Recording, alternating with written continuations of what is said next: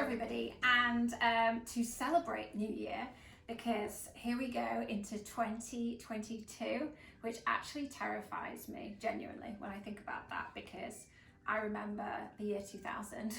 And I can't believe that was like 22 years ago. Oh my God. So anyway, as we get older, another year older, we're also celebrating life. And this box is really fun. So I had a huge amount of fun creating this arrangement. Everything in it we've sourced from local farmers, and you'd be surprised at like the color palette of what we've got.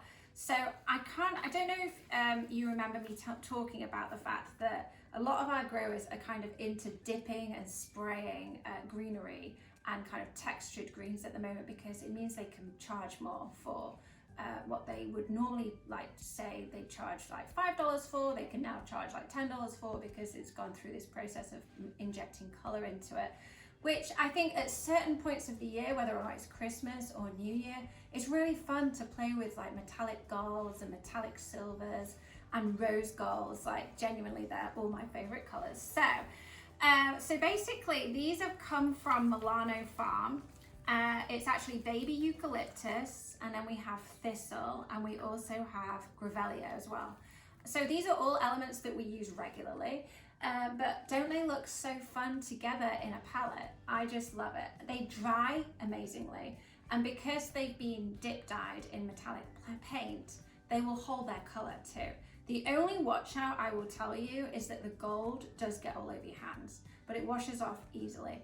But the thing is that you don't want, if you have an animal like a cat or anything, then just keep the arrangement away from an inquisitive cat, because if they kind of tap the leaves of the eucalyptus, the paint could crack onto the table. Like, it doesn't stain, it rubs off really easily, but I did just want to share that with you, obviously, that can happen. So here we go, a really fun palette this week. We have Waxflower, which we had 2 weeks ago. And it's just coming into season. It smells amazing, has a great shape, is opening out. I love it for its intricate detail, so we've got that one. We've got oodles of white roses, because why not? I wanted like a really bloom heavy but textural but fun but metallic creation, which we have. And so I've also added, to complement the roses, some secondary flowers, which are our antique carnations. So we're going to start by building the base of the arrangement. And the eucalyptus, you'll probably have some like branchy pieces, like shorter pieces, longer pieces. Try and cut them down into individual pieces, because it just makes it a bit more manageable. I would also suggest just stripping, and again, it does get a bit messy, but just strip the leaves off the bottom of the stem so that they don't shed out in the water. And then just work your way around the perimeter of the vase, just cutting it down, stripping any leaves. And I would suggest focus on the right side and the left side to build shape. So with the silver grevillea, we're still on the first stage, which is building the base. And I would suggest cutting these pieces in half and then basically just blending them in between the eucalyptus. You'll see that it just brings another kind of element of texture, but as it is a typical green, like, it does help to fill out the arrangement. But I love the color. Our grower there, he called me last week and said, I have got some metallic silver grevillea, would you want to use it with the gold eucalyptus? And I was like, oh my goodness, stop. I think that is the most exciting news I have heard all year. So here we go. As you can tell, I'm really, really, really excited about this one. Okay, next we're going to add, we're still in these metallic zones, the thistle. So cut that down and just add it in as an accent, and then we can add the floral elements in around it. We're going to load the roses in first. So remember the tricks about roses. Any browning, curling petals on the outside, just pull those off, blow into the middle of the roses, cut them down. Oh. Cut them down. I think it's nice to put one so it sits kind of above the nape of the vase, and then the others just position behind it, like so. Keep adding them in and around.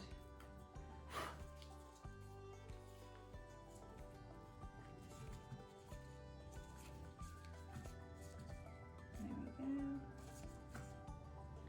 And then I might put one here at the front. So cut them down, remove any of the browning outer petals, blow into the middle and just tuck it in like so.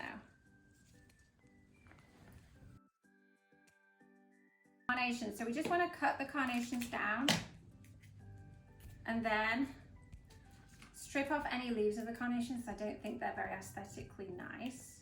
And then you just want to, they're secondary flowers, so you just want to use them to fill in space, so you can add them anywhere you want. I might put a couple, maybe one at the front, cut it down a little bit more. Like that. That petal. And then let me see where this one can go. Maybe in this, you see this space here, add it in there. You can open, they'll probably be a bit more closed when they arrive with you, but you can fold the petals back of the carnations really easily. They do hold for, they last for ages. They will open out naturally on their own, but if you wanted to kind of fold the petals back too, you can do that as well. That one doesn't want to stay. I'm just going to cut it down a teeny tiny bit. Finally, wax flowers. So this brings texture and it also acts as a filler. So you want to kind of cut the shorter pieces off the bigger pieces and then add it in to the arrangement any way you want. Just using it to fill in the gaps, like so.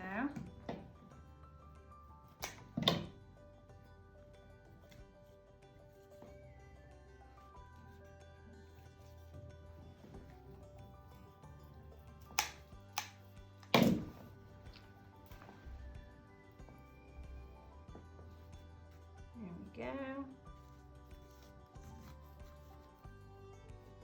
Wow, looks so nice. And there we have it, our New Year's Eve celebration extravaganza with tons of metallic tones. I really hope you love it as much as I do.